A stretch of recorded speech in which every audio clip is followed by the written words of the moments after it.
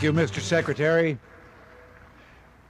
Men and women of the armed forces, ladies and gentlemen, several years ago, we brought home a group of American fighting men who had obeyed their country's call and who had fought as bravely and as well as any Americans in our history. They came home without a victory, not because they'd been defeated, but because they'd been denied permission to win. They were greeted by no parades.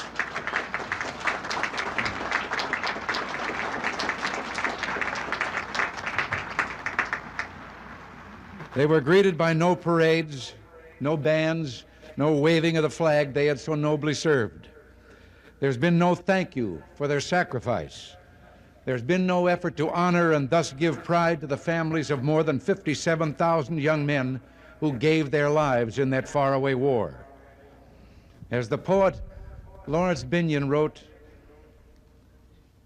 "They shall grow not old as we that are left grow old. Age shall not weary them, nor the years condemn. At the going down of the sun and in the morning we will remember them." Pride, of course, cannot wipe out the burden of grief borne by their families, but it can make that grief easier to bear. The pain will not be quite as sharp if they know their fellow citizens share that pain. There's been little or no recognition of the gratitude we owe to the more than 300,000 men who suffered wounds in that war. John Stuart Mill said, "War is an ugly thing, but not the ugliest of things. A man who has nothing which he cares about more than his personal safety is a miserable creature and has no chance of being free unless made and kept so by the exertions of better men than himself." Back in 1970, Kenneth Y. Tomlinson wrote of what he had seen our young men do beyond and above the call of military duty in Vietnam.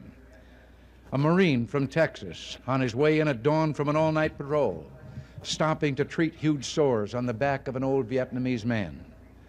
An artilleryman from New Jersey, spending his free time stacking sandbags at an orphanage to protect the children from mortar attacks. An Army engineer from California, distributing toys he'd bought in Hong Kong to the orphans his unit had adopted. One senior military officer told Tomlinson, "My hardest task is keeping track of the incurable humanitarianism of our troops." None of the recent movies about that war have found time to show those examples of humanitarianism. In 1969 alone, United States Army volunteers helped construct 1,253 schools and 597 hospitals and dispensaries, contributing $300,000 from their own pockets. Marines from the 3rd Amphibious Force helped build 268 classrooms, 75 dispensaries, 78 churches, temples, and pagodas. Marines contributed $40,000 to ensure an education for 935 children. Air Force men gave their money and their own labor to 1,218 schools, medical facilities, and orphanages. Air Force doctors, dentists, and medics treated 390,000 Vietnamese in volunteer programs. At Wakan, Children's Hospital treated in that 1 year some 16,000 children, many of whom might have died without the hospital. One of the finest and most modern in the Far East, it was built and financed with money raised by combat Marines. An 11-year-old boy burned over 3/4 of his body was one of those saved. He interrupted the game he was playing with visiting Marines to say, "All my life, I will never forget this place and these healing people. Some way I will repay them." A 27-year-old chaplain from Springfield, Missouri, came upon an orphanage where 60 children were sleeping on the floor of a school and subsisting on 1 or 2 bowls of rice a day. He told some men of the Americal Division's 5th Battalion, 46th Infantry about what he'd seen. A veteran sergeant said, "Don't worry, chaplain. Those kids have just got themselves some new parents." And they had. Army combat troops began sacking enemy food they had captured and shipping them back on returning helicopters. They found cots in a salvage dump, repaired them, and soon the children were sleeping in beds for the first time. One day, the cup was passed. Marines earmarked 10% of all poker winnings, and by the end of the year, the orphans were in a new building. An Air Force pilot saw 240 lepers living in unimaginable filth. Soon there were volunteers from all branches of the military spending their weekends building houses and a hospital. The stories go on and on. A Green Beret learned that a mother in a remote mountain village was having trouble in childbirth. He made his way to her home, carried her to a truck, and raced to Camran, where a Navy doctor delivered the baby. On Christmas, he gave 1,500 orphans toothpaste, soap, candy, and nuts he'd collected from fellow servicemen.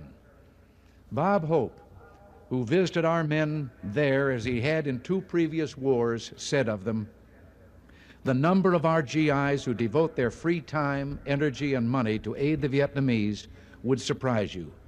And then he added, "But maybe it wouldn't. I guess you know what kind of guys your sons and brothers and the kids next door are." Well, yes, we do know. I think we just let it slip our minds for a time. It's time to show our pride in them and to thank them. In his book, The Bridges at Toko Ri, novelist James Michener writes movingly of the heroes who fought in the Korean conflict. In the book's final scene, an admiral stands on the darkened bridge of his carrier waiting for pilots he knows will never return from their mission. And as he waits, he asks in the silent darkness, "Where did we get such men?" Almost a generation later, I asked that same question when our POWs were returned from savage captivity in Vietnam. Where did we find such men? We find them where we've always found them, in our villages and towns, on our city streets, in our shops, and on our farms. So I just thought we all needed to hear that, and I'd like you who are veterans to please stand so we can say thank you.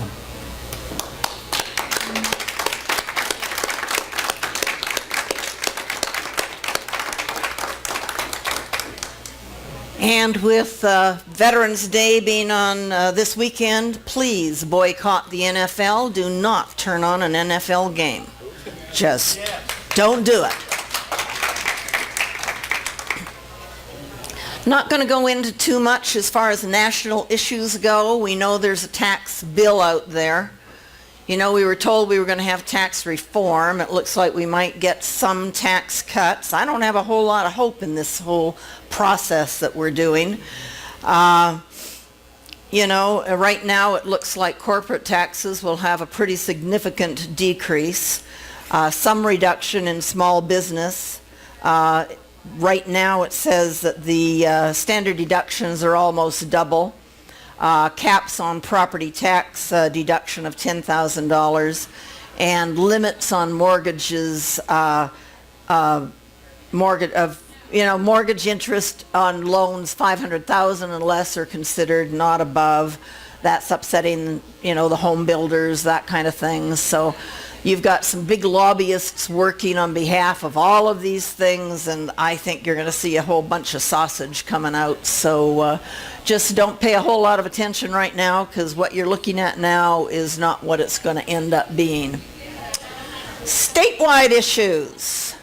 We know that we had the 2 gals that were appointed because of Senator Danzell's resignation, needed to come up for election for the next general election. This was it. And you can see that they both did very well. Jacqueline there is 67%. There's sort of a little thing over top of her there. And Jacqueline wanted to be here tonight so badly. And she went out and had a salad with a bunch of people yesterday and ended up with food poisoning. In fact, some of the folks ended up so sick they were at the hospital. So she said, "I think I can make it." And I said, "Don't be a silly lady, you know, stay home, take care of yourself, and do the things that you need to be doing." But Jacqueline is a real friend, not only to the people in the 7th District, but to those of us down here in the city area also. In the 45th Legislative District, this was a race caused by the death of Andy Hill, I believe it was, and Dino Rossi was appointed to fill that position, but Dino did not want to run again, and so we ended up with England, the Republican, and however you say it, Menka as the Democrat. And so this has ended up being the most expensive Senate race to date.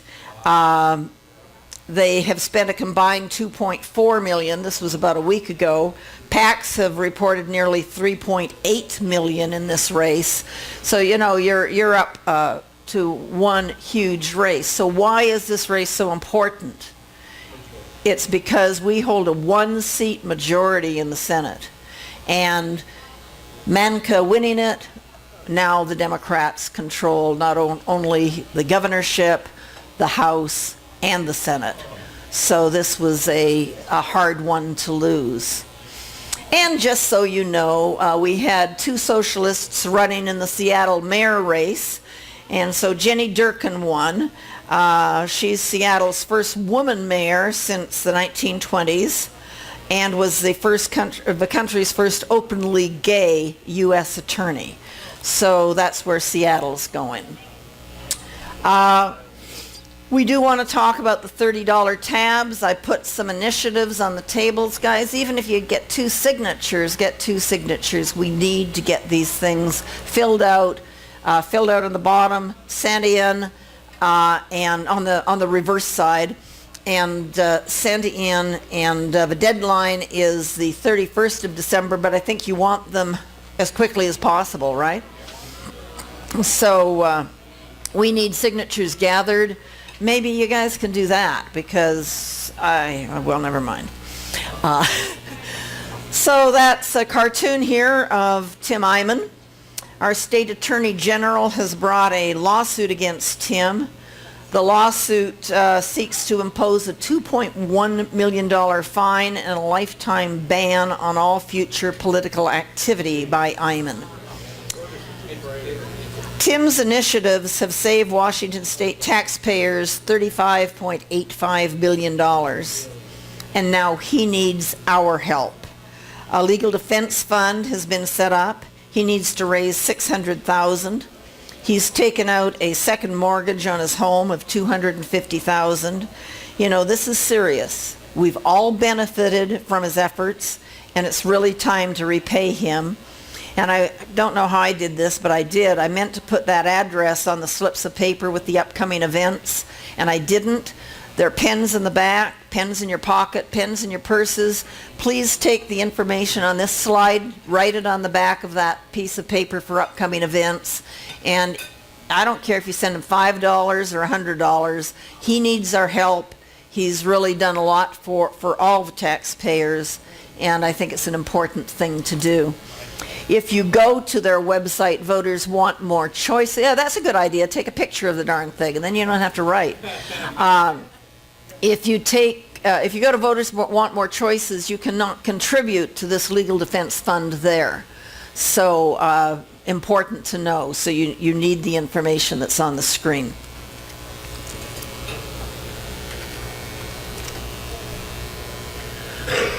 Okay. Did you get that? I'm sorry. Go ahead.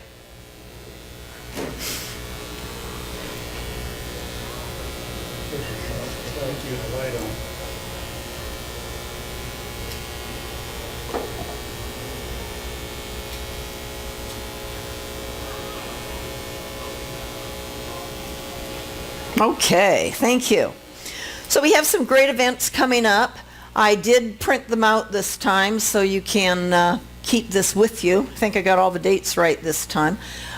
Tomorrow we have the Ponderosa Women. Mike Fitzsimmons will be talking about the election results, that kind of thing. So you've got the information here on the screen and on your pieces of paper at the tables. Friday morning breakfast club. Rob Chase, right there. Rob Chase, our Spokane County Treasurer, is the host of these Friday morning meetings. And you'll see that this Friday, Dave Moore will be talking. What is the Wunderwaffle? I think they're super weapons. It's kind of like the Bailey whip. weapons, and possibly did the Germans actually have the bomb first before we did? So it's kind of interesting, it's a real history club. Great. Toastmasters do speak. Super. So that's what this Friday is. And then the next Friday, you'll have Tim Ben. Wave your hand, Tim. And Mike Fagan. And they, of course, are our Right Spokane perspective. And they will be the program on that Friday. And then the 24th, they're taking off because it's Thanksgiving vacation. So if you're an early riser, I would definitely suggest you go there. And then the COPe meeting is Thursday, November 16th. It will be at the Argonne Library. And they just couldn't get me the information on who the speaker was yet, so don't know who the speaker is. And then, I don't know how many of you remember talking with Mark Herr. Yes. Quite a few, about a year ago, and he was showing us pictures that he had taken and film clips that he had taken at the Bundy standoff, and was saying that he was wanting to turn that into a movie, into a video. Well, now we have the video. So this is a documentary series produced and hosted by the Center for Self-Governance. The first one that we're going to be having here is the Bundy standoff, and that's going to be on Saturday, November 18th. The doors at LaBelle V open at 4:30. The movie starts at 5 o'clock. So I really think that would be something that you're going to find very interesting, and seeing it from a person's perspective that was really just happened to be in Las Vegas and things changed, and then there he was trying to figure out what in the world is going on here. So good thing to see. And then next movie night, December 13th, is we always celebrate the Bill of Rights on our December meeting. And so it's the 225th anniversary. And I asked the leaders of the Patriot Academy if they would accept putting on the Bill of Rights portion of next month's meeting, and they said yes. I want to show you a brief video to introduce you to who Patriot Academy is. I really think this is going to be a great meeting, and I encourage you to bring guests, and it's going to be so delightful to have young people here, so it's going to be good.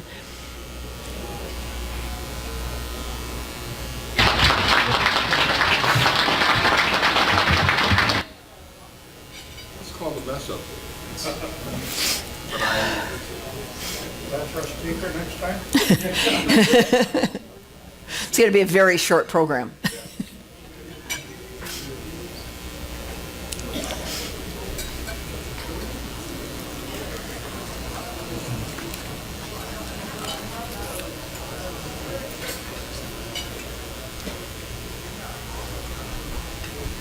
Nikita Khrushchev, when he came to the UN one day, he pulled his shoe off and pounded his shoe on a table in front of him.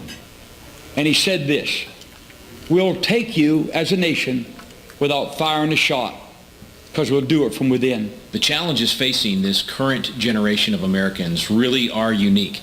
I mean, throughout our history, we have faced attacks from within, we faced attacks from without, but never before at the exact same time. The energy, the faith, the devotion which we bring to this endeavor will light our country and all who serve it. And the glow from that fire can truly light the world. With everything that's been happening in today's world, we as Americans feel like our freedom is going away from us, like there is no hope for the future, but there is. America is not only known for freedom, she's known for enduring freedom. Every time that we've faced a major crisis, a major struggle, we have become stronger as a result of that struggle. Freedom is not free, and freedom will not protect you. You and I must protect and preserve freedom and pass it on to the next generation. The choice is ours. What will history say of the hour in which we were called to lead, in which you were called to lead? Will they say of our generation that on our watch the torch of freedom was only dimly lit, or God forbid that it was extinguished? Will they say that we fumbled in passing the torch to the next generation? Our generation are the ones that are going to change the world, that are going to fight for freedom, that are going to work together to give something to those coming after us. Or will they say that on your watch there was a rekindling of that sacred fire of liberty? Because your generation stood up and you reached out and you grabbed that torch of freedom, and together we held it even higher. We made it burn even brighter than ever before. That's the battle cry today. There's a call to arms, a call to action, a call for this younger generation to do something great with their life. We are a part of something bigger than ourselves, and that's what Patriot Academy showed me. And that fire burns bright and allows you to communicate to others and light a fire in them as well. I've seen in the last several years, from the south of Texas to the north of Illinois, from New York City to California, a younger generation that has passion. We can uphold our freedom, that we can continue to be that beacon, that torch for the rest of the world.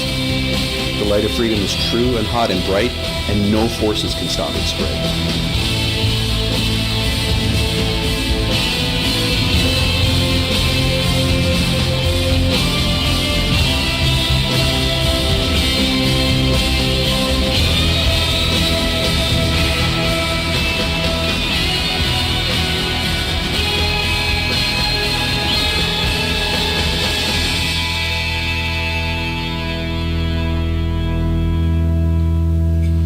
You and I have a rendezvous with destiny.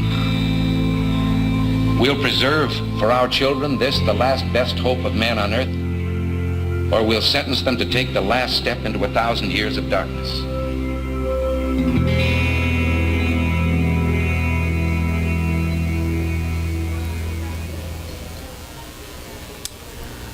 So I think that is going to be an excellent program. I really, really, really encourage you to bring guests to pack this place out and really welcome this new generation, the people we're passing the torch to, and really support them, because we need to support them. We need new blood. We need fire. We just need to light everything up again. So let's hope that we haven't fizzled out and they can carry on. So really mark down December 13th, bring friends, bring guests, and please attend. Okay, we're going to go into local happenings, because as you know, I always say this is where you can make a difference. I'm probably going to get a little nasty tonight. I'm trying not to, but I just had all these thoughts come up and I go, oh. But so in the Spokane Superior Court judge race, we have Tony Hazel, 62%, defeating Jocelyn Cook. That was the best choice for us. I believe they're, you take the best of what you got there. And so Tony did get that one. So now we're going to go to the city. And like I said, the city and the county are where we can make the most difference. And I'm just going to tell you, because I was looking at the sheets that I passed around a couple months ago, and I asked people who could volunteer and help Tim Ben, doorbell, and start walking these blocks and knocking on doors and things. Please do, because Lisa Brown had an army of about 50 to 100 people walking around with her doorbelling. And we had like a meager little group of 8 or 10. And so room was packed that night. Pass the sheets around. Put your name down. Put your email. Put your phone number. We'll get you organized. We have walking lists. Brian Stando found, through Matt Shea, found some great data for us, that kind of thing. We're all ready to go. Do you know how many people in this room signed up? 5, and one of them was Shannon Ben, who was already walking. I mean, guys, we can make a difference, but we can't make a difference sitting on these chairs. So we will go to Spokane, City of Spokane Council race, and we have Tim Ben. I don't even know how this is possible at 41% with little Kate at 59. Very, very disappointing results. And I think it proves that large armies of people walking around doing the doorbelling and that type of thing make a difference. It also makes a difference that people can lie and they aren't called on lies. We don't have the media that really will point out what people need to know. So people need to figure out who people are. They need to understand who the candidates are. And I know one door that I doorbelled at, and this guy says, well, I don't vote very often. And I asked him why. He says, it's too much work. Can you believe? Too much work. So, maybe that's the kind of person we don't want voting, but it's still the idea that, this is your only right. I mean, I don't think anybody should open their mouths and gripe about a thing if they don't vote. And what is the percentage turnout right now? Does anybody know? It's the exact number that the auditor predicted, 34%. 34% of registered voters have voted. So what's wrong with that other 66%? Crazy. I saw Ben signs everywhere. I don't know how to do it. I didn't even... Tim Ben is probably one of the hardest working candidates out there. And I'm extremely proud to know him and to call him him and Shannon to call them friends. So, and when I said in the email that went out, that they put their lives on hold and their families' lives on hold. I'm not kidding you. Talk about turning everything upside down. That's what these guys are doing when they toss their hat in the ring. So probably if they do it again, they'll be looking at divorce papers. So, you can only do this every once in a while. Nope, we're a team. We'll divorce the city first.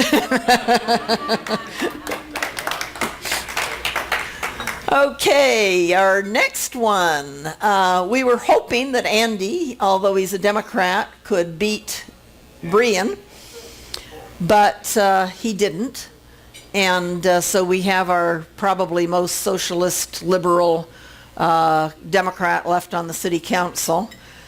And that's a shame. It appeared as if Andy had a little bit of common sense anyway. And then in the race for District 3, Matthew Howes, Candace Mumm. Candace is back again. So we didn't change a damn thing. Pretty sad. However, Proposition 2 went down. It failed. So that was a good thing. Or maybe it wasn't, because it would have sort of been fun to see all the lawsuits and things that came about because of our stupid city council's idea of what to put on ballots and thinking they can control rail cars and that kind of thing. So now we don't get to, really point out that their leadership is so lacking. But that's how that one goes. Let's not forget they were behind the legal challenge on Prop 1. Yeah. Which would have repealed absolutely. City status. Yep. In this election. So we go to Spokane Valley, and this one did a little bit of a flip-flop. It turned around, and right now Rod is ahead by 29 votes.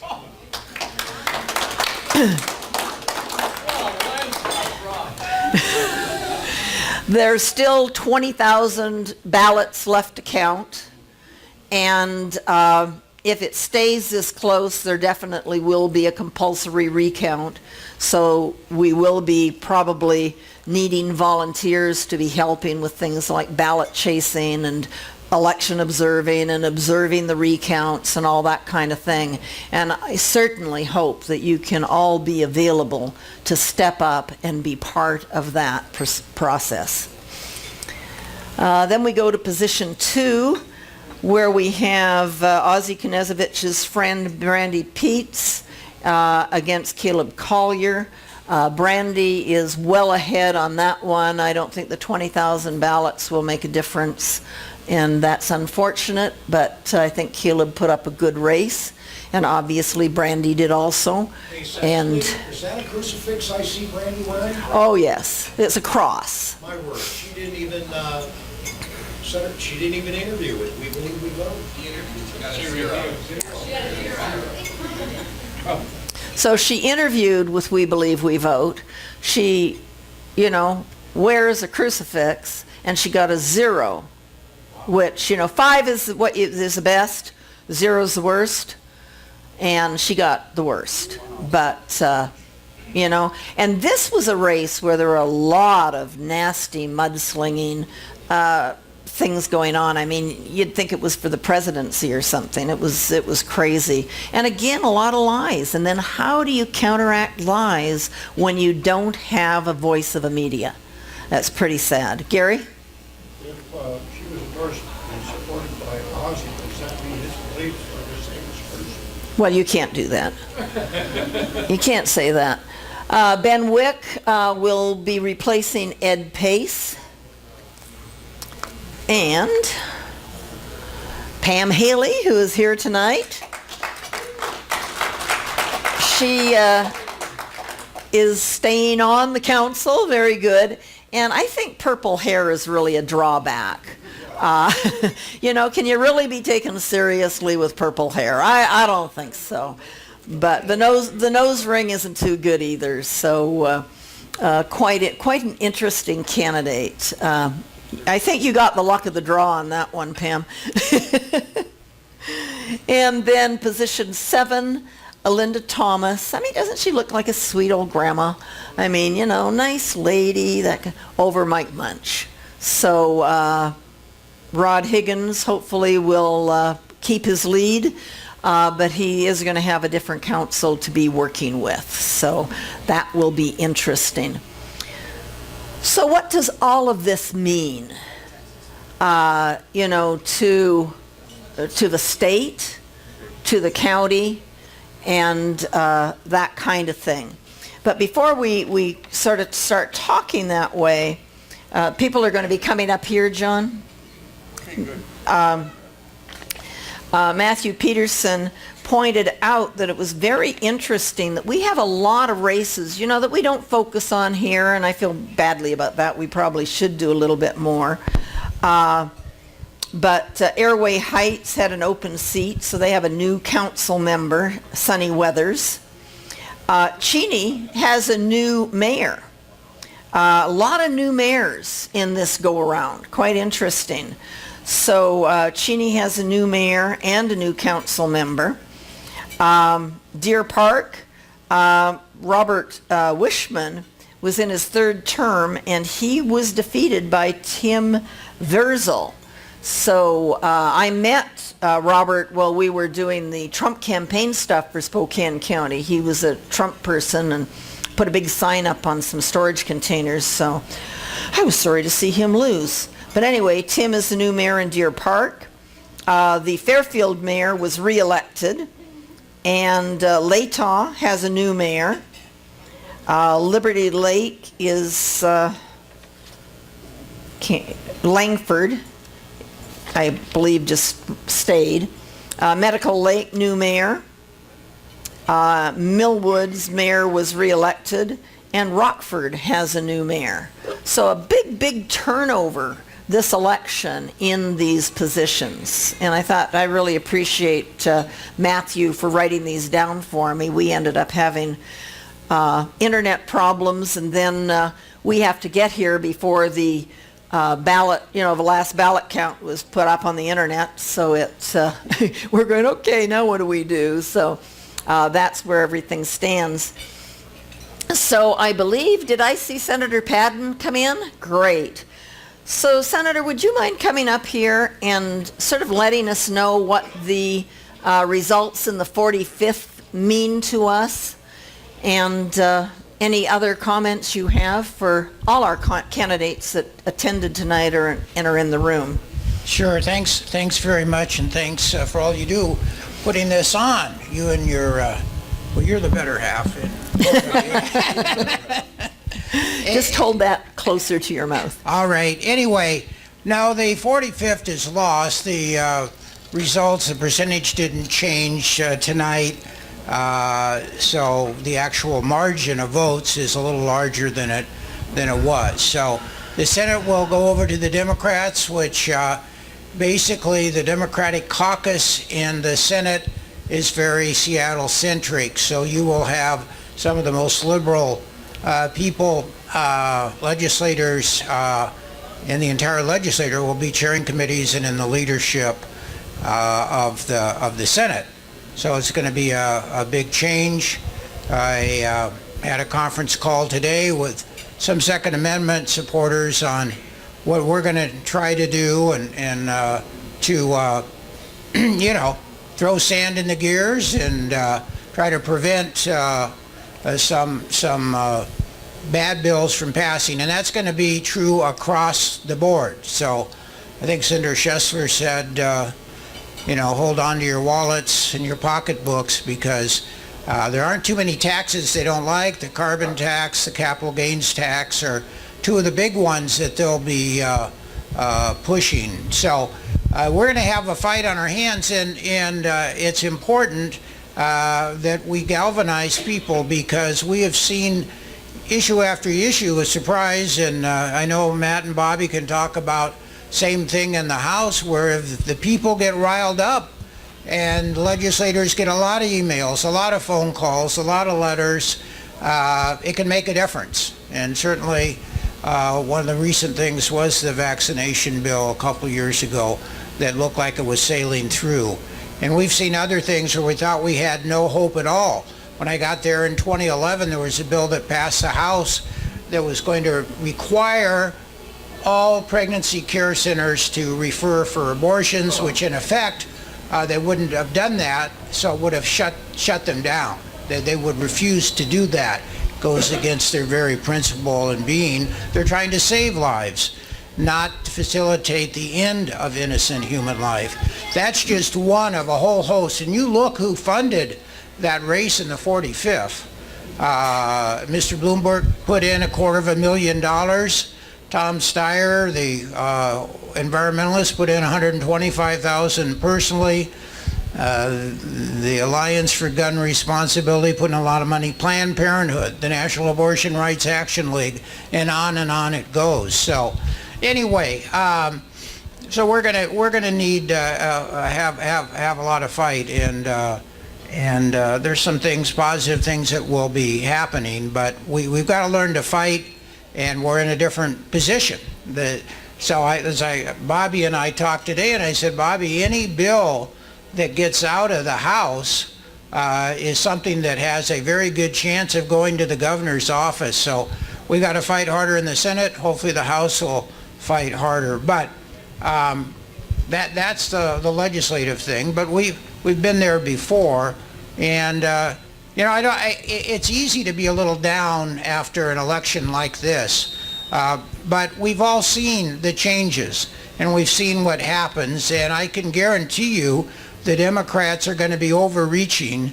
and they're going to be doing more that is going to influence and come into our lives and try to take control with additional regulations.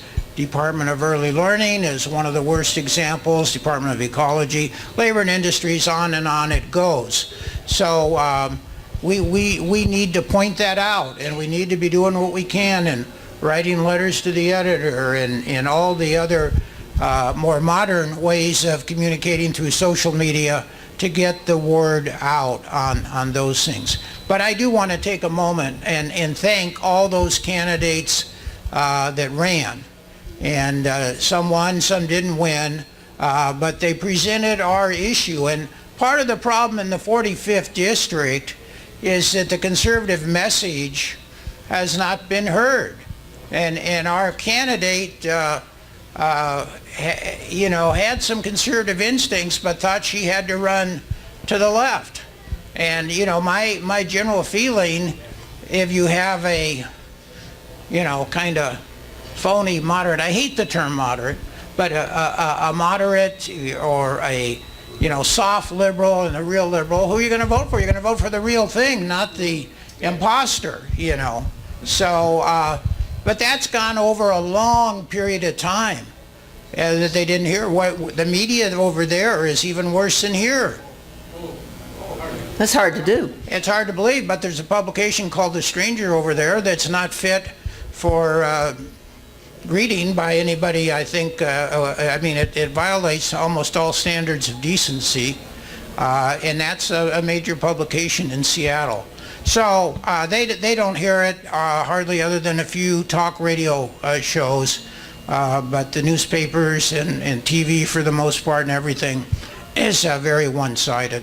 But anyway, my hat's off to all of you that ran and worked hard, and I just encourage everybody not to get too down and to keep fighting. And there's other things coming up, and hopefully Rod hangs on and we keep a majority on the Valley City Council. But it means we need to work harder and plan, and also, you know, you need to be at the meetings like a lot of you are and go and find out what's going on. And when somebody does something against what you think is the best interests of the city, let other people know. Anyway, I've spoken long enough, but again, thanks to those that made the effort. It's easy to sit back, easy to criticize, but those that are out there knocking on the doors, going to all the appearances and meetings and stuff, and running a campaign for months and months need to be congratulated, and we appreciate it. So thank you. Thank you. And will you keep us sort of informed for the 2018 Senate races coming up, that we can really figure out where do we have a chance to take this majority back and things throughout? Right, I sure will. Real good.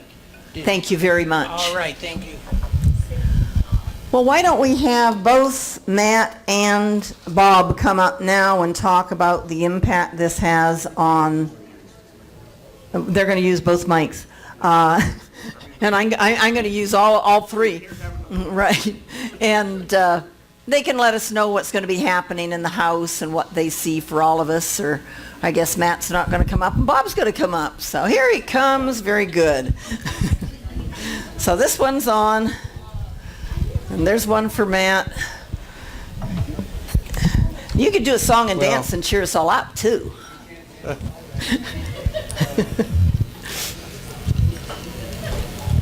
I guess I'll speak about what I'm going to be working on coming up. And most of it has to do with early learning, child care, and we've got to strengthen the director of the child care, their role, so much that they'd actually, if somebody brings an allegation against somebody, they're considered innocent until proven guilty. The opposite is true now, and that's it shouldn't be. It's unconstitutional. And the other thing that I know Tim and Shannon have been concerned about, and rightly so, is the Department of Early Learning, which is now tied in with Children's Administration and Juvenile Justice. They have wholesale rulemaking authority. So not only, and Ross Hunter, former representative, he says, well, we're rewriting it so they're easier to understand. I would say that there's a real agenda there. So being able to limit their rulemaking, and these are all going to be bills that will be out there, will be dropping in December. Let me finish, and then the other thing is being able to shine a light on the interagency agreements that are going on,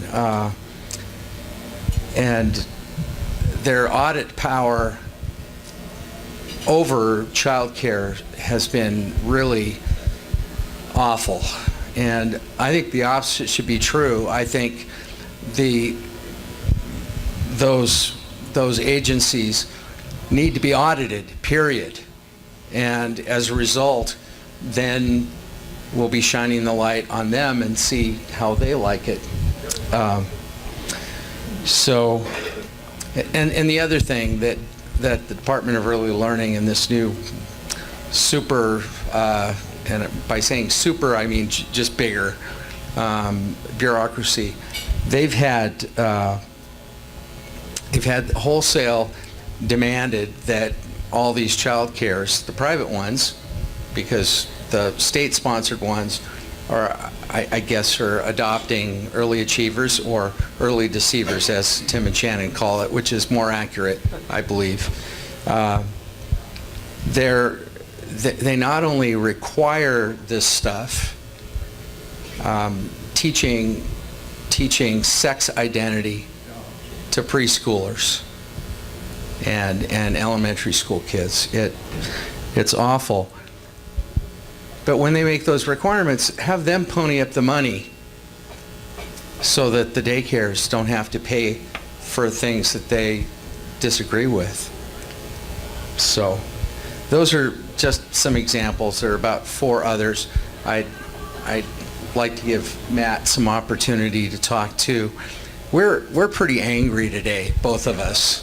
You know, we just saw a bunch of people willing to say anything to get elected, and that's the bottom line. Okay, these people are represented themselves inaccurately because they knew if they told the truth about themselves, they wouldn't have a chance of getting elected.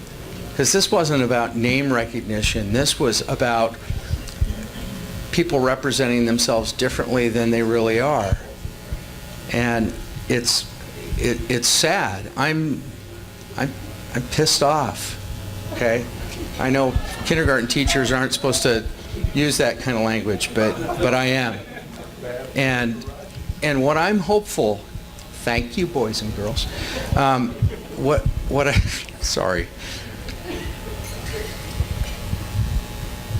I really believe that, yeah, we should be mad. And hopefully that's going to cause a groundswell, because I don't think, I think probably in the first, let's just take our own city council, I think people will see who they've finally elected in the first couple of months after they're put in office. I mean, the masks will come off, and it's going to be pretty clear.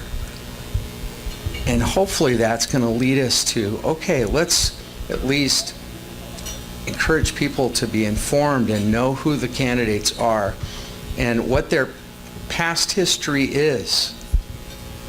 Because people don't tend to change overnight. So I'm hoping this is going to really bring into focus how people need to be informed. People need to be involved. And it's not for a voter to be informed about what they're voting on or who they're voting for. That's not something that's going to take hours and hours and hours and hours and hours to do. Okay? But we've got to be encouraging that happening. So, enough. Thank you. Me. Thank you. And Matt, can you let us know also, were there any changes? I know there were some races for the House positions. Did anything change? Did we gain anything? Or? So I will start at the state level. About 10 years ago, I went to our House leadership with a strategy, and I said we do not need to take the suburbs of Seattle to get the majority in the House of Representatives. I was totally poo-pooed. These are the same people who told me Facebook was a flash in the pan. And we formed our own group, and we just started doing it ourselves. And lo and behold, we used a strategy where we would go into a district 2 years ahead of time, and we would begin educating voters on the issues that contrast with what the socialists in downtown Seattle are doing, and then we would run a great candidate for election. And we started winning. We won the 35th district, then we won the 19th, first Republican in 50 years. Now that wasn't an idea from the west side, that came from right here in Spokane Valley, Washington. That's why today in the House of Representatives we're only one vote away from a majority. It's because we have adopted that strategy formally as leadership, and we're running with it. Now, we don't ever really worry about the 7th district, but we need to always keep our eyes on those places. But Morgan Irwin and Phil Fortunato, a district that they said, Democrats are going to hold, a rural district in Enumclaw, we just won that, and we won again yesterday. We're going to keep that for 20 years now. So we're doing pretty well at the state level. But I want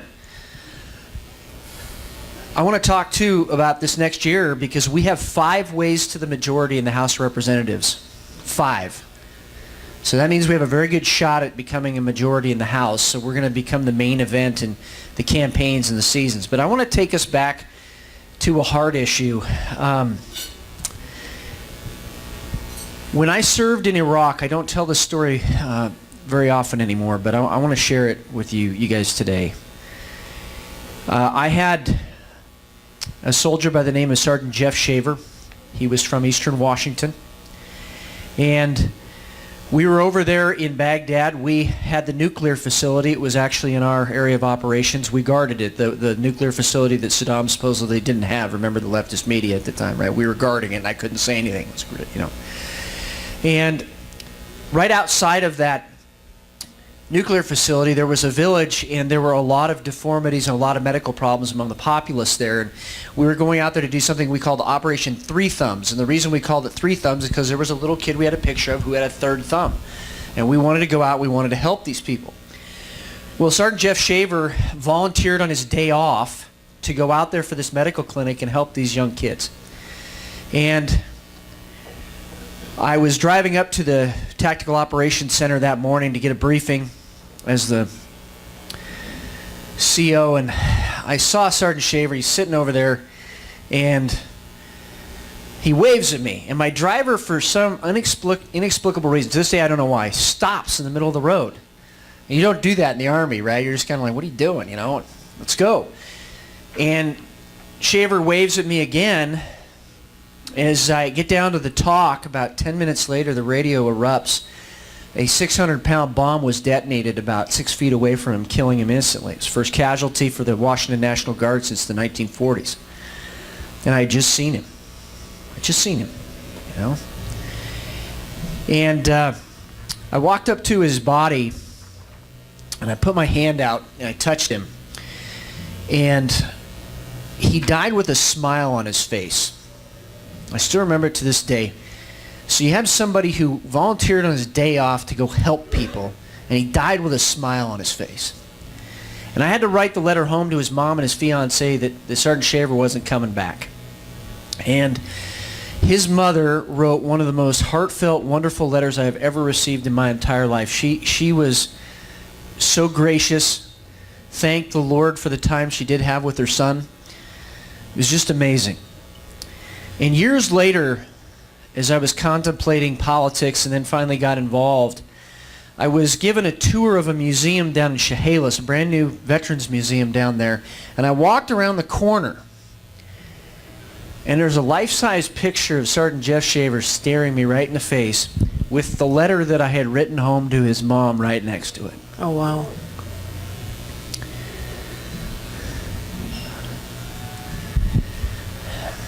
You know, I've been called a lot of names about being radical for freedom, about saying no new taxes and meaning it and actually voting that way, about saying we need to get government out of our lives so we can live free, about believing the 10th Amendment means the federal government needs to leave us the heck alone at the local level, and about being the same guy in front of you as I am behind closed doors when I'm arguing with some of my rhino compatriots about, hey, we need to do what we said we're going to do as Republicans. That's why I do it. Now, if we're Americans and we believe in Spokane Valley, that's why we do it. If we're Republicans, we don't raise taxes. If we're Republicans, we don't expand government. If we're Republicans, yes, we do give parental rights and we expand freedom, because those guys died for it.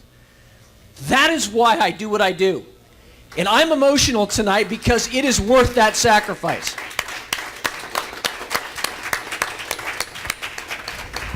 And I hope that what happened yesterday, and by the way, what happened yesterday is demographically impossible. I'm just going to tell you that up front, but I'm not going to go there, okay? But what I'm going to tell you is I think it is a wake-up call for all of us to redouble our efforts. Because I tell you something right now. Okay, there's some of those candidates that run yesterday. One of them walked into my office in Olympia and lied to my face. Lied to my face. wanted me to, because the doors were closed, it's okay, you can support a tax increase. Nobody's going to know. You know what the devil does? Whispers in your ear, hey, it's okay. Nobody's going to know. Nobody's going to know.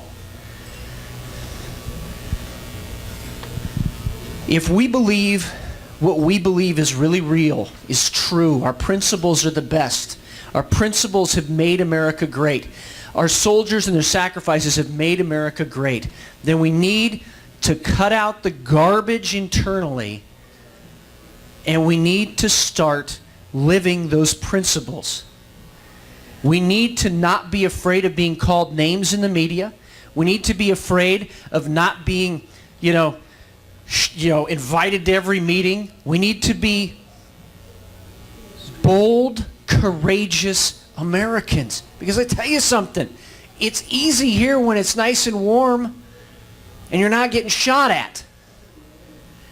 Because if we fail, that violence we're seeing in Chicago and New York and San Francisco and Oakland and Seattle and Olympia and Portland is going to be right here in our backyard in downtown Spokane Valley. And we might have a great brand new city hall that would be a hulk of ashes if they get their way. I wanted to speak from my heart tonight, totally unscripted.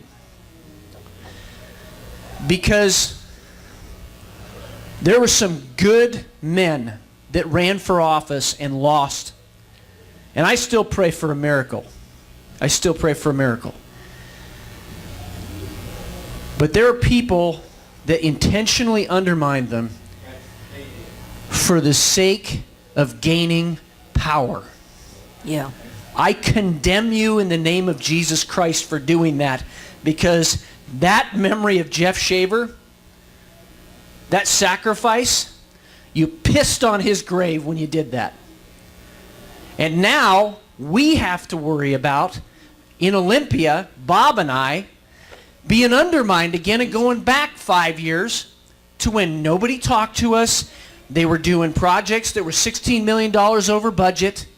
They were lying to our faces and, oh, hey, it's okay, the doors are closed. Nobody's going to see you. Nobody's going to know. Let's redouble our efforts.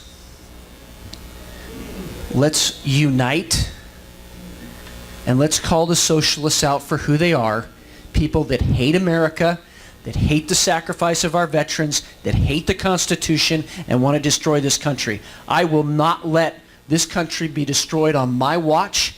And the socialists yesterday, and some of them in the Republicans of Spokane County who are socialists, said Matt Shea's next. Then bring it on. Bring it on, because I tell you something, if it takes me and Bob standing on a line and we're the only two left, then we're going to stand on that line. If it takes Rod and Pam to be the only ones standing left on that line, then they're going to stand on that line. And I'm not going to back up 1 inch, and I hope you don't either. And I hope you are emboldened tonight. And I hope you're strengthened tonight. And I hope you're encouraged tonight. Because we can't leave anything on the table anymore. We can't afford it. God bless you guys, and thank you for listening to that.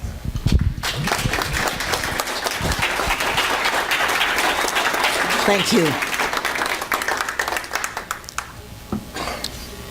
You know, guys, what we've got is a war.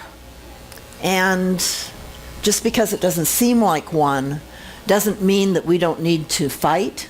We don't need to get all our energy behind this. We need to be angry. I mean, this country is dwindling away. I mean, you look at the changes in your lifetime, and you're all younger than I am probably. It's just crazy. And it just is going to continue to keep eroding unless we hold firm.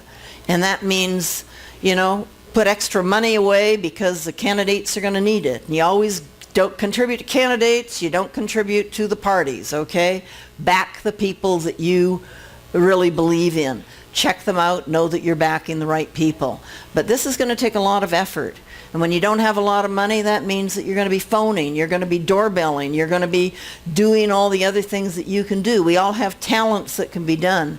But I saw no reason 2 years ago that we couldn't take a majority in the House in Olympia. I see no reason why it can't happen in 2018, and I see no reason why we can't take the Senate back also. We can do it if we'll get active. What I'd really like us to do is become the 51st state so we don't have to put up with those assholes over there.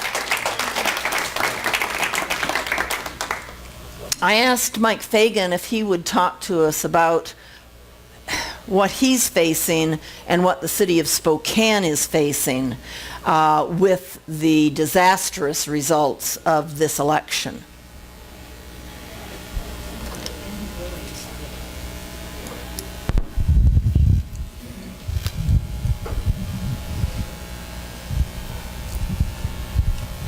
I'll make this real quick. Everybody recall the quote by Jenny Durkin, who just won the mayoral race over in Seattle? No? Well, it went something to the effect of, now we're going to show them what a progressive city can do. Thank you. No, I'm just kidding. Boy, I tell you, kind of hard following Matt. Matt, coming from the heart, buddy, that was excellent. Thank you. I'll be standing on that line with you. Needless to say, I did have some hope that I was going to get a little bit of help during my last 2 years in office there in the city of Spokane.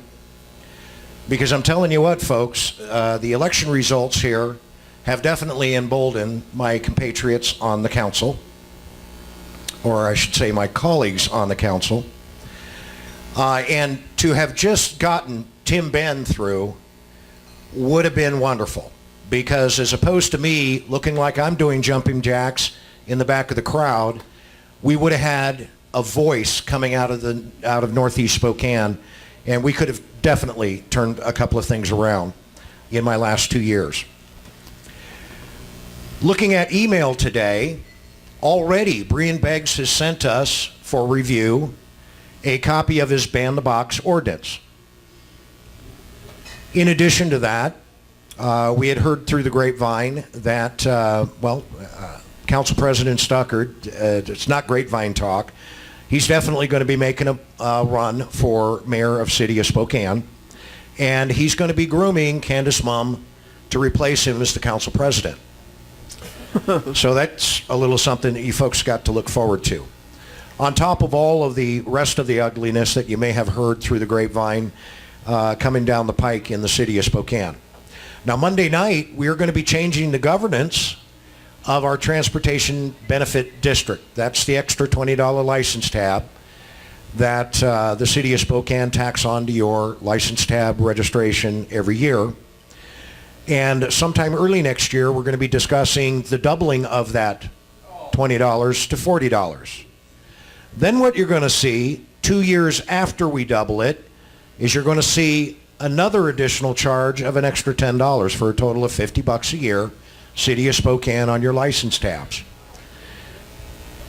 And the reason why we're going to hit you up with that $10 a couple of years later is that is the way the state law is currently structured. Municipalities and whatnot can levy that particular tax up to $50 over the course of 3 years without a vote of the people. So anything over and above that, we definitely have to take it to the vote of the people. For those folks that weren't at the CAPR meeting a couple of weeks ago, where I went ahead and read from a list of post-election discussions by the City Council, let me just quickly go down this list. As you know, a year ago, the City of Seattle ended up passing a gun and ammo tax. The gun and ammo tax did get challenged in court. The City of Seattle prevailed. Now the Spokane City Council is talking about a gun and ammo tax in the city. We're looking at a sidewalk property tax. That's courtesy of Brian Beggs. That measure could be valued at somewhere between $125 and $500 million. We're going to be rediscussing and bringing forward the discussion once again on the sugar and the soda tax. We are hell-bent in the city as opposed to addressing more important priorities and issues like our criminal justice system, we are going to be discussing a $40 million plus North Bank sports complex to augment Riverfront Park. We have been getting contacted by our Arts Commission, the Symphony, Fox Theater, and similar organizations to discuss and very possibly place on the ballot an opportunity levy. And then our library system is looking at building new facilities, expanding current facilities, remodeling current facilities to the tune of at least $90 million plus. A couple of weeks ago, you probably caught the Inlander article with regard to FEMA grant that the city of Spokane recently got, where we are going to be hiring upwards of 48 firefighters and EMTs over the course of the next 2 years. And now the council needs to figure out how we're going to sustain the funding. So we are going to be discussing what is known as a fire benefit charge. This is an addition to your property tax in order to retain the firefighters that we on the front end, prior to getting the grant, all agreed that we would try and pilot this for 2 years to see if it would have any safety impact on the citizens in the city. We're not going to let go of these people. So these are some things that you can definitely look forward to. How about safe injection sites? Everybody fans of those? How about a bicycle share program? Woohoo! You know, if you folks woke up and read it this morning, there was a neat little article in the Spokesman Review with regard to, I believe it was about 6 separate items. Now that the 45th went down in flames, 6 separate items that are probably going to be in the forefront at the beginning of the state legislature. And the first item on that list is the capital budget. $4 billion, I believe it is, gentlemen. And I can tell you that my colleagues have definitely been pushing internally with the 3rd Legislative District delegation to get that capital budget passed. They could give a damn about Hearst. Okay? So let's be clear on that. As a matter of fact, water rights and discussions surrounding water in the city of Spokane, in the county of Spokane, and I'm sure that it's going to be hit in the Spokane Valley shortly, water discussions, water rights, water purveyors, those kinds of things are going to come to the forefront on the local level. County of Spokane has already implemented water banking. Okay? Next thing you know, we're going to be putting meters and things to that effect on everybody's wells. We're going to further empower our Human Rights Commission because we're now going to be requiring our landlords to have business licenses. Why? It's so that we can roll them into a rental registry and rental inspection program at the cost of the landlord also.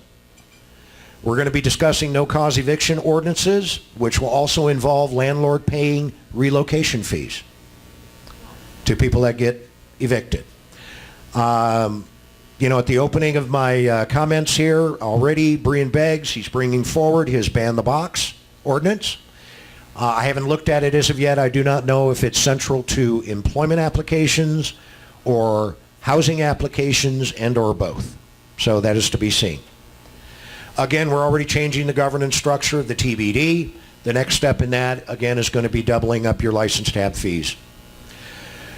We will be having a serious discussion with regard to the problems that we have with our homeless and our hooligans downtown, which could end up resulting in the repeal of our sit and lie ordinance. And we're definitely going to be having a discussion with regard to our current panhandling ordinance.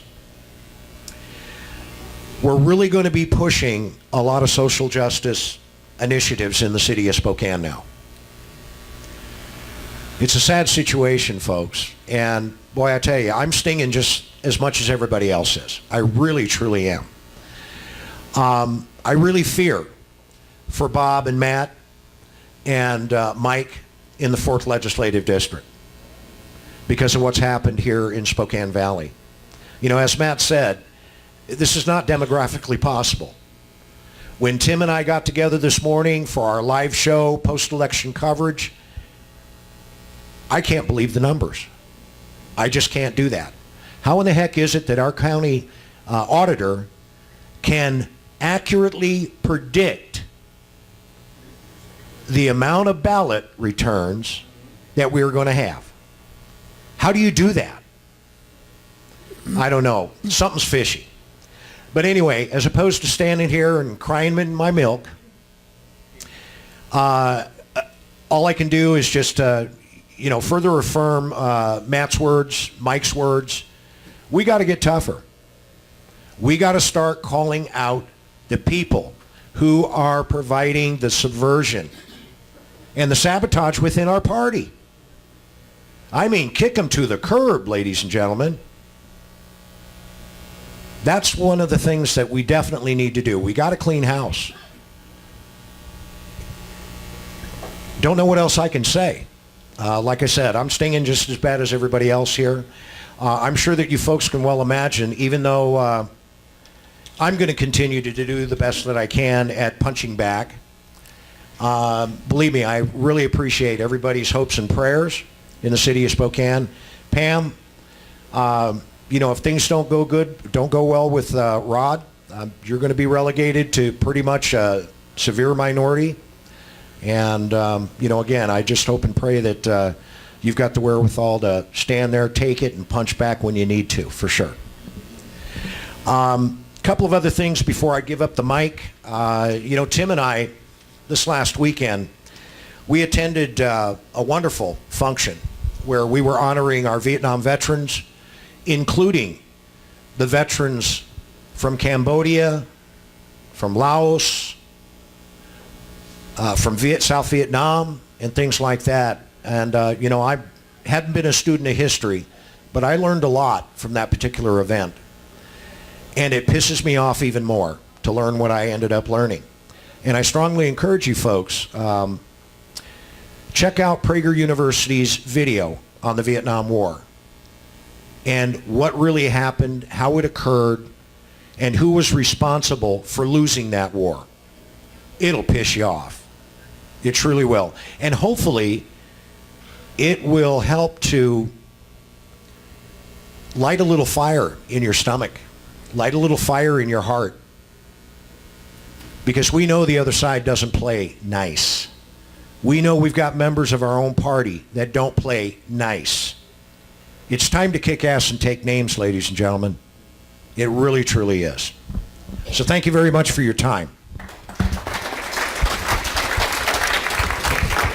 Well, and thank you, Mike, so much, because we truly, felt that Mike would be getting help. And wow, one friendly face to be able to look at on that council would be great. 2 would have been better. And wow, look what happened. It's just hard to believe, hard to imagine. So sorry, Mike, we just let you down. So Rod and Pam, either one of you who want to, I think Rod's still the mayor, aren't you? And so so come on up and just tell us a little bit about the Spokane Valley and what you see the results, how they're going to impact the Spokane Valley. And one thing that I want to say, guys, because sometimes I see when we talk about Spokane City, eyes roll. I mean, I only have 1 or 2 people sitting here in the room that live in the, well, I got more than that, sitting in that live in the city. But what happens in Spokane City, just because there's a city line there doesn't mean that doesn't start flowing over into the Spokane Valley. And so don't roll your eyes and don't say, well, I don't live there because it doesn't matter, because it does matter. And they're just showing you what's going to happen. So for Lord's sakes, you're going to have to stop it. Rod. Cecily. Yes, sir. Tell us how it is going to be. Mayor Higgins. Yes, it's on. Well, I can affirmatively tell you that it's better to be ahead by 29 votes than behind by 44. Yes. What? Yeah, that. Yeah. 4 years ago, I was in about the same position, come to think about it, and the trending in the late stages of vote counting carried us over the line. It did the same thing with Sam 2 years ago. As a matter of fact, Ed, 4 years ago, was even worse condition than I was in, and he pulled it out. So, I got you turned up. really, You're a quiet guy. I try to be. Well, what's going to happen in the valley? Well, the way things are shaping out right now, if the trend continues in my race, then we will still maintain a 4-vote majority. What does that mean? Well, it means that some of the things that Mike was talking about there won't happen in the valley yet, because this is sort of a delayed reaction type thing. And all I can say is that we will be holding the line, and we get to make appointments if everything stays the same. If it doesn't, by the way, look out, because a lot of strange things are going to happen. Remember that what you were talking about earlier about, I guess it was Matt talking about being undercut? Well, that was a combination of our city manager and a guy who wasn't there and now is back, and some other folks who are long gone from the city council, who made it a point to undercut at every turn our legislators. And that's why they didn't talk to us. They didn't dare.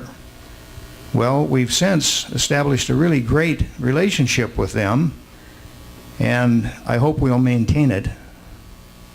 However, there will still be that undercurrent of undercutting, and we'll block it whenever we can. Aside from that, we kind of wait and watch, and toward the middle of next week should have a better idea what's happening. Am I supposed to talk about a recount? Sure. Okay, well, in the event there's a recount, then we need a recount team to get challenged ballots. When we get a list of those folks, that we can contact them, identify them as being pro or con or whatever, and get them to resubmit their ballot so that their ballots count. I'm crossing my fingers here that isn't necessary, but you plan for the worst. So, if anybody is interested in something like that, please let me know. We'll be happy to enlist you. Okay? Gary? Does it have to be citizens of Spokane Valley? I don't think so. This is sort of like election observing, as I understand it. You can be... Yeah. Before she got excommunicated there. Right. Right. Okay, thank you. Oh, hold it.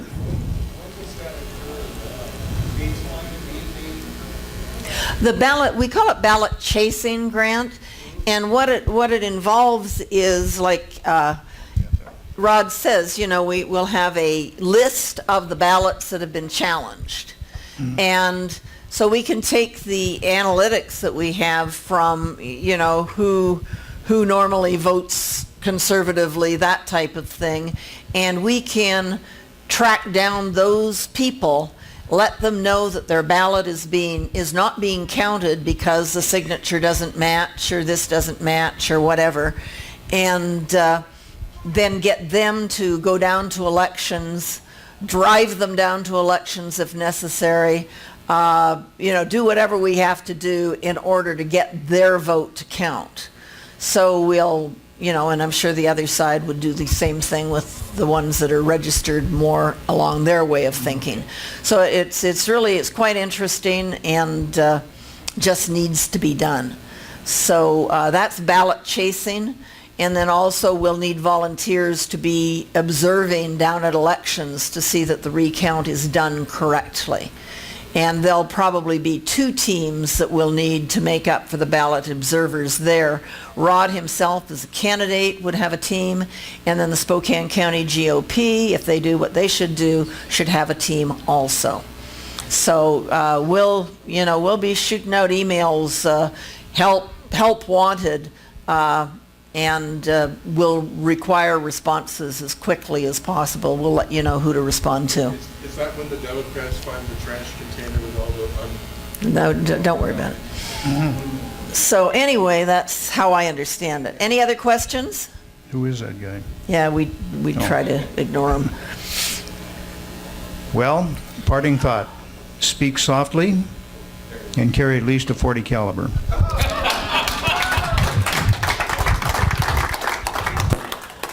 Okay, so this is your time. If anybody here, whoops, I'm outside my lines. If anybody here, a candidate, would like to speak, I'd love to hear from you. And I just, again, appreciate anybody who puts themselves through this ordeal. Tim Yeah, Ben. actually, it was a really encouraging campaign. It was even in the Spokesman Review. Ben Stuckert and Kate Burke didn't think that they were going to pull it out. So I wore my hat just in memory of buying guns before there was a gun and ammo tax, because it's coming to Spokane, guaranteed. They're going to be on a rampage. It's going to be interesting to watch. They can't even, enforce the codes they currently have. I wanted to make a comment to Bob. I think he's left. Oh, he's outside. Okay. Hey, Bob. Hey, Bob, are you still out there? Just let him know he's being talked about. Anyways, so he said that the Department of Early Leninism head, the wrong-headed Ross Hunter, thinks that adding 50 pages of regulations, there he is. I guess I'll repeat myself. So the head of the Department of Early Leninism thinks that adding 50 pages of regulations makes them easier to understand. There's a place in Hilliard that him and I can meet. So I don't think he'll come. Say anything? Do you want to say anything? Oh, you got her off. Okay. So I think early learning, that's a good example of what we're going to see in the city of Spokane. Ross Hunter's ideas. We're going to see regulations coming out everywhere against businesses. I've heard from businesses about our fire chief, Chief Schaefer. Very difficult to deal with. So we're going to have to help these guys, the businesses. We're going to have to fight. I'm not sure how we're going to fight in the city of Spokane, but I'll tell you about this election. And nobody can believe it. I've got signs everywhere. I can tell you dollar for dollar, I had the best campaign in the city. So if we only have 34% voter turnout, like Mike said, how did the auditor predict the lowest voter turnout in a municipal election in any of the historical documents I can find? Yeah, crystal ball. So have you guys ever watched Hacking the Democracy? Okay, get that out everywhere, because I'm telling you something. The 6th district, conservative district, that's higher voter turnout district, precincts typically, are lower voter turnout, and I lost them horribly. And those are the conservative precincts. Okay? Just like the Valley. Look a few years ago, I-594. Did the Valley vote for gun regulations? We got to start looking into this. And the only way that we can solve a problem is admitting that we have one. They say, you can't talk about not trusting the government when it comes to elections. Why? I don't trust the government to anything else. Okay, so let's call this a church. It's the Northwest Grassroots Church.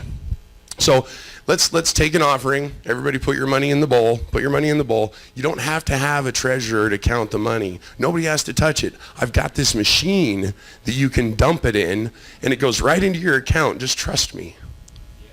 Okay? No treasurer. Nobody has to count. Nobody has to double count. I got this machine. You can just dump the money in, and it'll go right into your account. Trust me. That's our elections. So watch Hacking the Democracy. We got to start asking questions. Why do precincts change? Why are they different?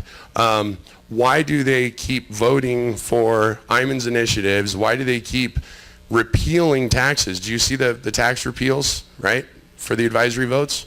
Okay, they got shot down big time. Why would they vote for the people to increase taxes? Breanne Beggs, the author in the city of Spokane of the train initiative, and it's not a secret, it was in the newspaper several times that he was part of that effort. Why would the voters vote for that? So I'm going to tell you what the Spokane city, and in my view, the Valley election was about. Had a meeting with the Spokane police chief. He's frustrated. Why? Because the city of Spokane is getting overrun with homeless people and drug addicts. I mean, overrun. We just built hundreds of units a couple years ago to permanently house them. We now have more homeless than we did then. Okay? So looking at it as a state legislator, and since we still have Bob in here listening, the opponents that you had out in the Valley, what were they talking about? Oh, we need a human services budget, right? Because if you create a human services entity and a human services budget, you can do like the city of Spokane and ask for federal money for the homeless. Well, what does the west side of this state want? They want to ship the homeless over here. Why? Because it's a lot cheaper to house, clothe, and feed them here than it is in Seattle. Okay? That's what this election was about. Research it, look at the numbers, and you'll start realizing why it makes sense. Okay? We're a dumping ground for the homeless, the pedophiles, and the troublemakers and the felons that they're sending over from the west side. They can't work. They can't be productive because no one will hire them. The mentally ill, same thing. We're the dumping ground. We're the new spot. We're the Hanford of Human Services. Okay? Now that's not compassionate. Wait, I'm compassionate. I'm willing to help my neighbor, but I can't help the neighbor's problems over in Seattle. I can't afford that. So there's a difference. So do your research, start asking questions, because that's what they just did to us in this election. 34% voter turnout. There was more of a voter turnout effort. My campaign, and my beautiful wife, the best campaign manager in the world, by the way, Shannon Ben. If anyone needs a campaign staffer, I'm her agent, and she's very expensive, just so you know. We hit over 8,000 doors. We sent out 43,000 pieces of literature. We had over 400 signs, not in city real estate. There was a couple, all of them on private property with permission. All of our support came from the city of Spokane, where my opponents, most of hers did not. Personally know people. To me, I'm not as upset for me. It's the look on the people's faces. After the election, they're shocked that I didn't win. I've lived in the community. I ran against somebody who moved into the district to run for the seat, didn't know anyone in the community. The people in my community are shocked. So we've got to start asking questions and demanding answers, not for us, not for a party, for them, representative government. And we don't have it, we've lost it, and we have to take it back. Thank you. Gary. The biggest problems we have in Spokane County is we do not have a news outlet of our own.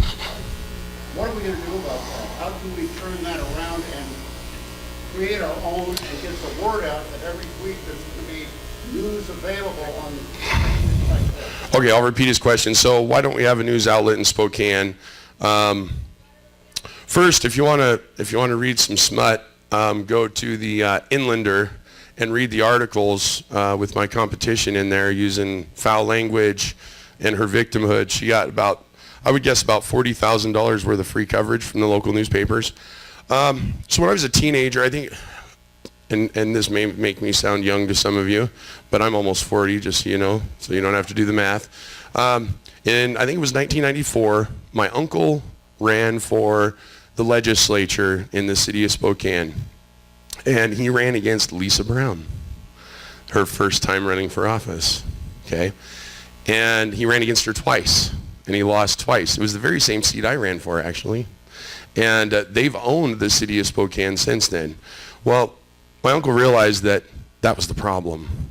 The newspaper, the journalists that are cutting down trees, killing the environment, right, to put out garbage, right? Those guys are the ones that are deciding the elections. Since when does a newspaper that gets sold say, well, this is journalism, but we endorse this candidate, right? And then we print lots of articles about them. So my uncle said, we need the truth. So he tried starting a paper. You want to get chased out of town? Start a paper. They own the city, and it's time to take it away. And frankly, I think we should all, we should all have a YouTube video burning our favorite edition of the local newspaper, because if you go downtown, you're paying them. If you go shopping downtown, you're paying them. If you go, there's just so many things. And can we beat them? Yes. But I think we're going to have to start telling the truth. We're going to have to start saying who they are, what they've taken from our community, and what they will continue to take from our community if we don't stand up to them. Because even the reporters are like my competition that moved into the district to take power, because the reporters aren't even from here, right? They're from Michigan or where have you. Where's Shea from? Do you know, Mike? New York. Oh, okay. So they didn't stay in their own hometown and destroy that city.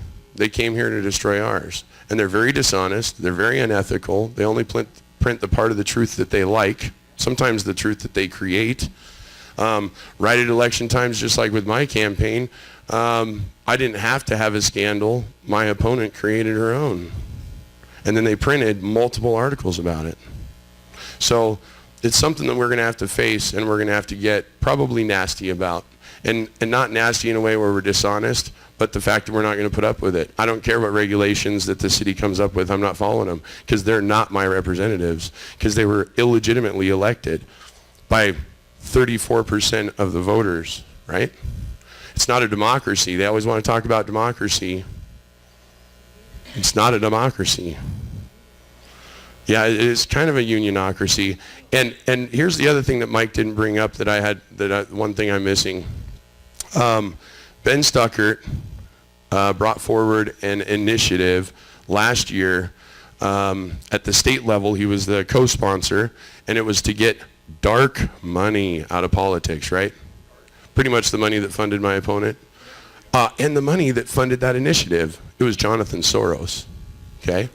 I got a message on my Facebook from an operative on election night from Tom Steyer, operative, okay?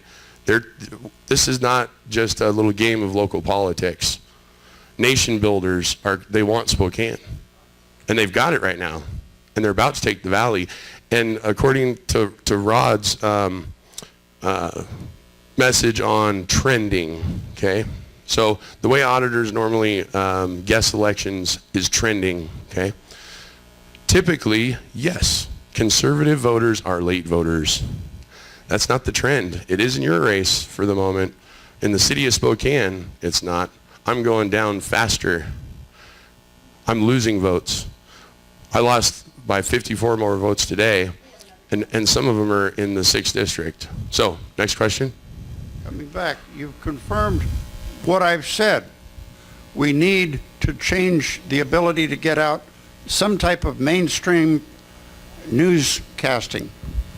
And it was lost in the past. We're saying how essential it is now. We need to put our heads together and figure out how to solve that. I think we do, yeah. Well, I know the Huckleberry Press is one avenue, so if you got any ideas, Gary's willing to start a paper. So, all right. Yeah, if there's no more questions. Thank you. Very much.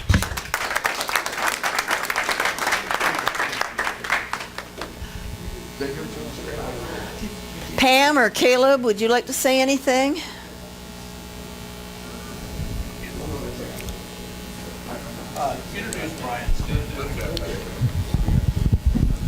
Doesn't need to be. There's nothing on it. You can introduce Brian's Why? Caleb Collier.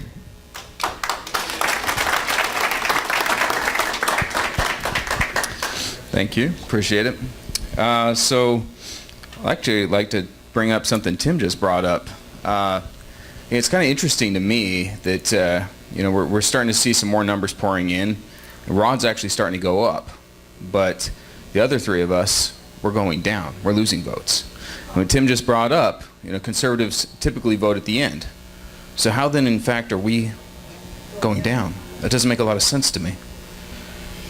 I'm vexed. Well, none of this makes any sense. No, so. It's true. It's very true. And I won't lie. I'm disappointed. I know Mike and Ed. We've had a pretty hard day, but we worked really hard, and we're proud of what we did. And we did something outside of the norm. The established norm for candidates is you stay away from controversial topics during election seasons. Well, when we were approached by a group of mothers who really had parental rights at their hearts, they wanted the right to parent their children as they see fit without an overreaching state dictating vaccines, sex education, abortion issues. And so we went outside of the norm and we stood for them. We stood in the way of a tyrannical government, knowing full well that it could cost us the election. And we did it because it was right. And that's what matters to us. We went down, we lost, so be it. We did what was right, we stood for what was right. I did this once before with the Second Amendment sanctuary city. I knew that was going to be a topic that they were going to nail me on in a year when I did it. I knew it was coming. And sure enough, it did. They attacked me all over for it. But you know what? Standing for the right to have guns is the right thing to do. It was necessary. Thank you. So, I'm not done. I know that. I'll have to convince my wife a little bit more. But I'm not. I'll be back. And I'm going to continue to build on my resume. I'm going to continue to read the Constitution, our founding documents, our Bill of Rights. Because as was explained to me, if you use this as a shield and a sword, how can they attack you, right? These are our original documents. This is our rule of law. And if I'm well versed in that, then how do they attack me on that? I'll be able to stand every single time, deflect, and attack every issue. I will say, though, and I don't see too many spies among us, but there is a few maybe. But the RSC needs to be put on notice because, thank you. This organization was willing to work with Indivisible, and you guys know who they were. Yeah, they were willing to. They were in there. They were in the audience. They spoke. We have proof of that.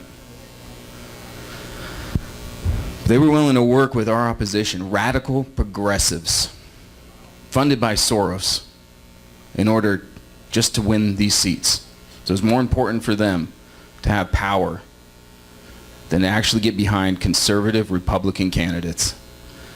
And the amount of work that we had to do to try to get support from the Republican Party was ridiculous. I'm just going to say that right now. That was absolutely ridiculous. Their endorsement came like 2 weeks before the election. It was ridiculous. We had to fight. They said they were recommended candidates. We got zero money. Ed Pace gets attacked all the time for being a libertarian candidate. You know what? The Libertarian Party, they endorsed him months ago and they gave him $600. You know how much money I got from the Republican Party? Zero. Yeah. Well, we see where that got us, right? Next time you have to pay for the endorsement. Oh, okay. There we go. Yeah. Got a question. Go ahead, Laura. Oh, wait. Let's, microphone? Do you want a mic? No, I don't need it. We need it on the... They need it. Thank you.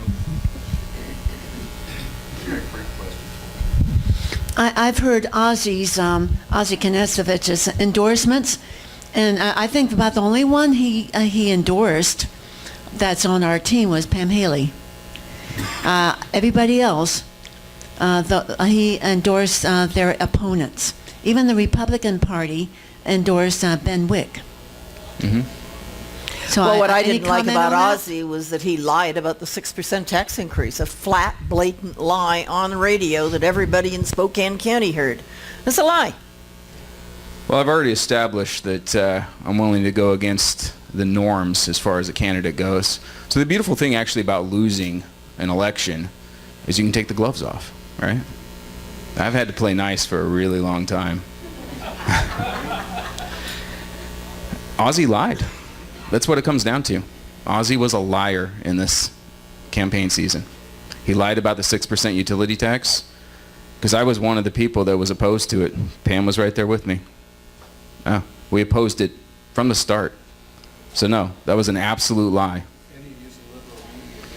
He certainly did. Oh yeah, this is something else we need to check. You know, why are we allowing a supposed Republican elected official to endorse Democrats year after year after year?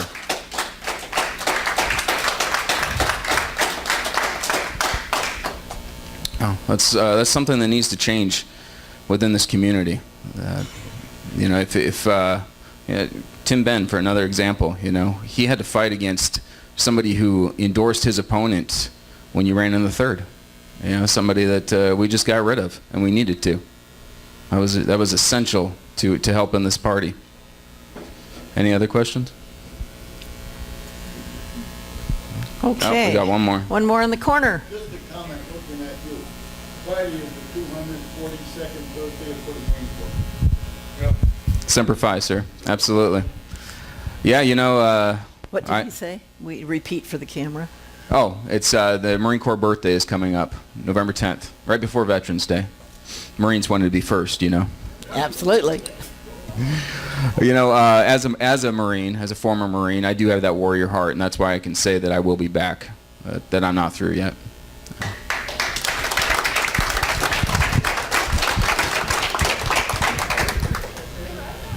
Oh, one more. Rob. Oh. Okay, great. Well, Rob, come on up here and speak. Rob Chase, our Spokane County Treasurer.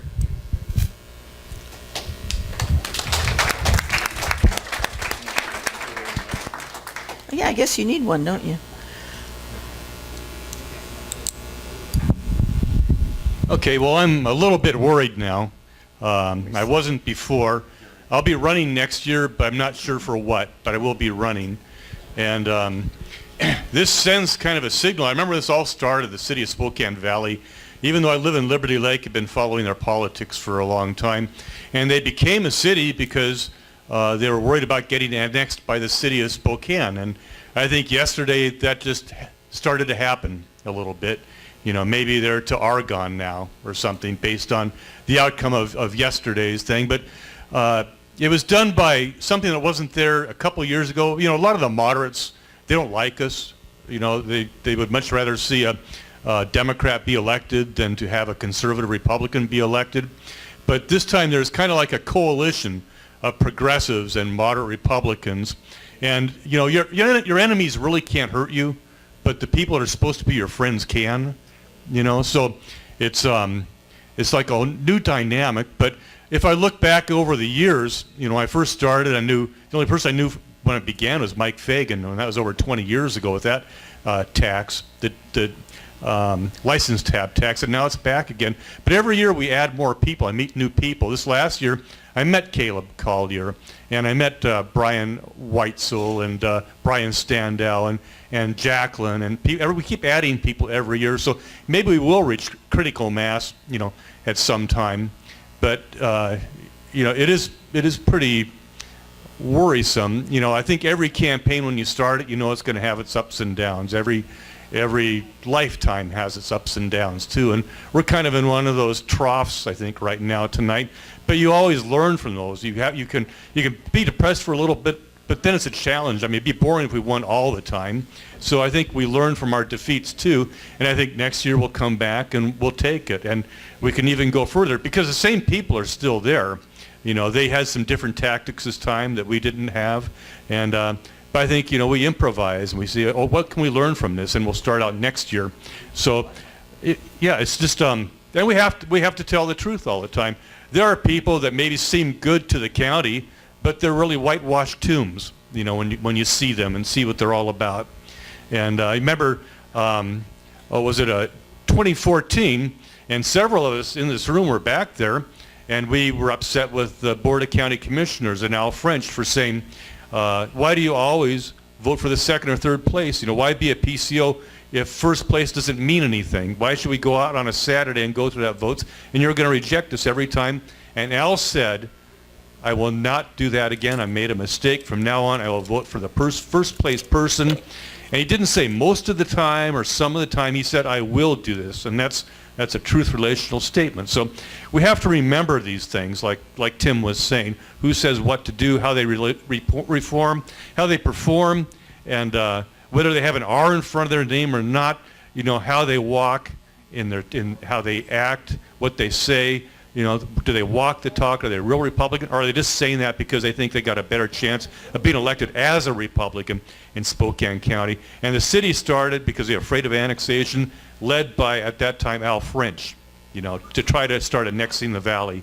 So remember all these things. And it's not just the candidates that ran. There's a lot of people out here that worked very hard for these people. Doorbelled, made phone calls and all that.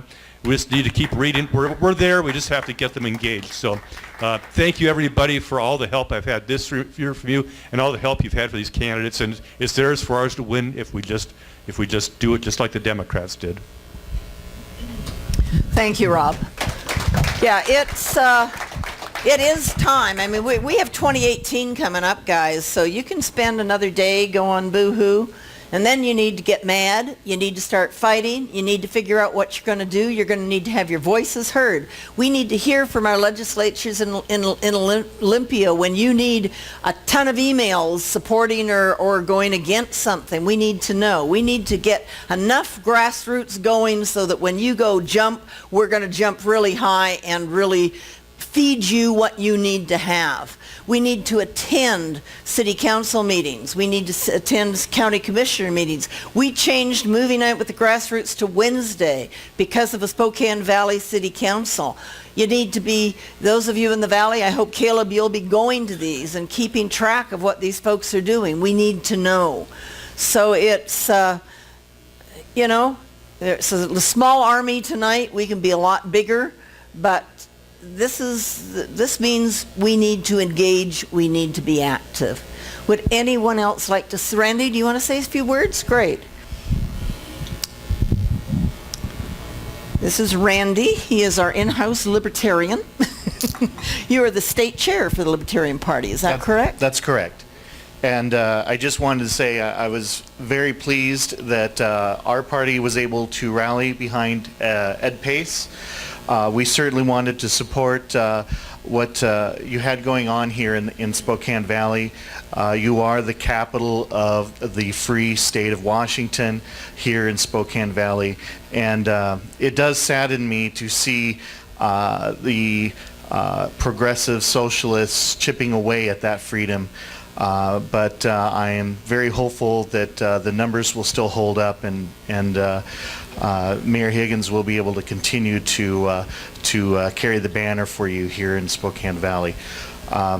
One of the things that has been touched on is the low voter turnout, and we've said time and time again, we got to figure out how we can move that needle up. We really need to motivate and to activate our conservative voters, people who care about having less government in our lives. And so I hope that we can double our efforts in improving that. I can tell you right now, I have seen ads in the Spokesman Review from the Democrat Party recruiting people to turn Spokane County blue. They are working very hard, and they're going to spend a lot of money over the next few years trying to accomplish that goal. And we have got to step up to that, and we've got to combat that. And I'm willing to help take on that fight. And so I'm going to be going to my members, and I'm going to be working very hard to get them active in their neighborhoods, getting people to be able to take part in what's going on in their communities and trying to be able to get that engagement up. Because as we increase that engagement, we will get people to become involved. And so I hope we can come together and unify on that front. The other thing that we're going to try to do is get people more involved and educated about what our judicial system is doing. That's another avenue for us to fight the progressive agenda and making sure that our laws are fitting within the Constitution of our state and our nation. And so I hope that we can work together and making sure that we're getting constitutionally minded judges in our different courts and making sure that we keep that progressive agenda at bay. So thank you again for coming tonight, and thank you for your support, and appreciate it. And if anybody has any questions for me, I'll be more than happy to answer. All right, thank you. Great, thank you, Randy. Yeah, no, you know, he's talking about the Democrats and things. They are advertising at this point in Spokane for PCOs to fill the empty precincts, the recently split precincts as well as any that are empty. They are planning to march like crazy on the county of Spokane in 2018, and we don't even worry about the split precincts or getting them filled or any. I mean, it's just I don't know. Well, we're advertising for the Growth and Opportunity Party. Very good. Yeah, right. All about Lisa Brown. Yep. The whole thing, it's all about Pam, would you say a few words, please? Well, Ruth doesn't agree with me as far as the PCOs go, and it's not against the law to fill them. So I don't think that I won so much. Let Pam finish, please. I don't think it's so much who endorsed me as how I won, as I ran against a lady with purple hair. So I feel really lucky. I don't feel very lucky about the way the election ended, though. Our capital of free Washington is in desperate straits right now. If Rod does not win, we are losing everything that we've worked so hard to gain, and we've held it for so long. And to me, the difference is the Democrats can get people out there. Brandy Peets, I ran into her doorbelling. She had 50 people doorbelling on a Saturday. I had 3. So that's part of the difference. When they pass a little sheet around at their parties, they get tons of people signing up and tons of people coming out for them. Where we go out with ourselves, and maybe my husband or, Arnie, and it's an unfair competition. We can argue that the Spokesman Review is against us. We can argue all those things, but truthfully, we just don't get involved. So I'm hoping that we all get involved, and Rod could really use everybody's help. We need to make sure he makes it in, or we are in a world of hurt. Thank you. And we need to pray that the ballot machines will count correctly on these remaining 20,000 ballots. All right, anybody else with anything to say? Well, we aren't going to discuss PCOs at this point. Anything else? Okay, we are going to say good night, I believe. I think. You have something to say. Very good. Oh, yeah, we have been on open mic, right.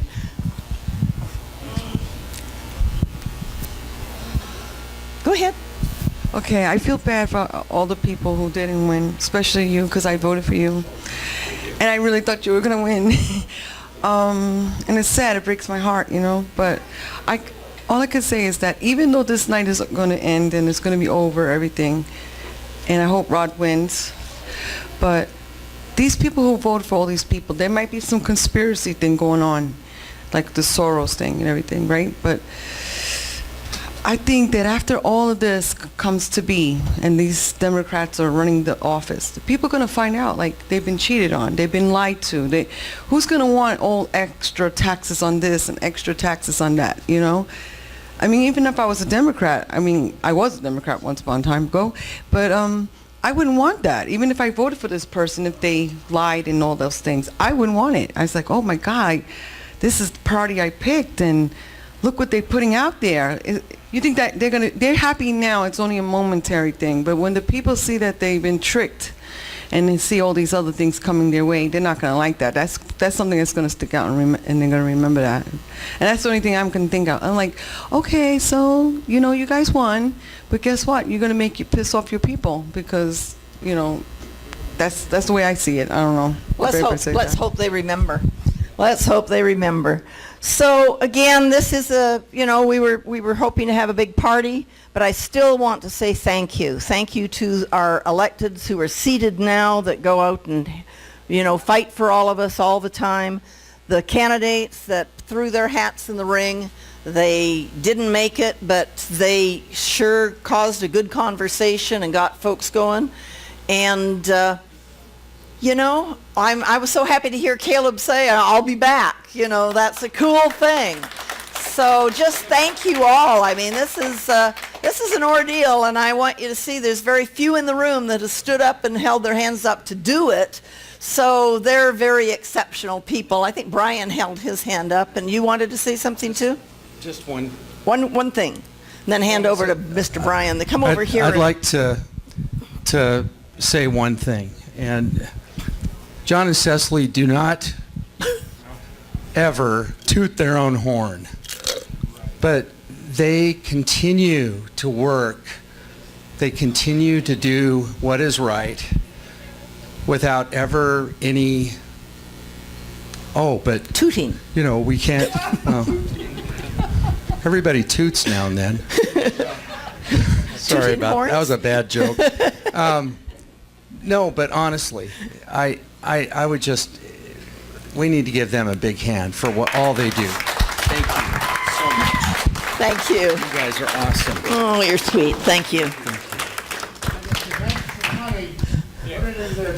You totally stole my thunder. You totally stole my thunder there, because what I was going to say is, yes, we don't, speaking of support, you two are wonderful, and all the different programs you put on and stuff. And I look around the room, and I know I spent $20 or plus on meal today, and I want to make sure I stop by and I see the donation thing right over there, and I want to make sure, just remind all of us that these people need our support too.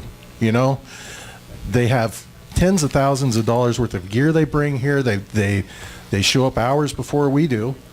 And they're the last ones out too. Trust me, because I help load out. So and thank you. Well, you're welcome. But I mean, it's the least I can do to help support you and all the work that you guys do. I mean, thank you so much for making these meetings possible. Thank you to Darcy's too. It's wonderful. We're all supporting Darcy's while we're here. But I'm going to make sure I go over there and drop $20 in the plate over there, because this is a form of tithing I see as well too. So. Well, thank you. So with that, we will say good night, and do really pack this place next month for the Patriot Academy, and let's see what they do as far as really presenting the Bill of Rights for us. And I think it's going to be a great meeting, and really want to see as many of you out here as possible. Thanks all. Good night.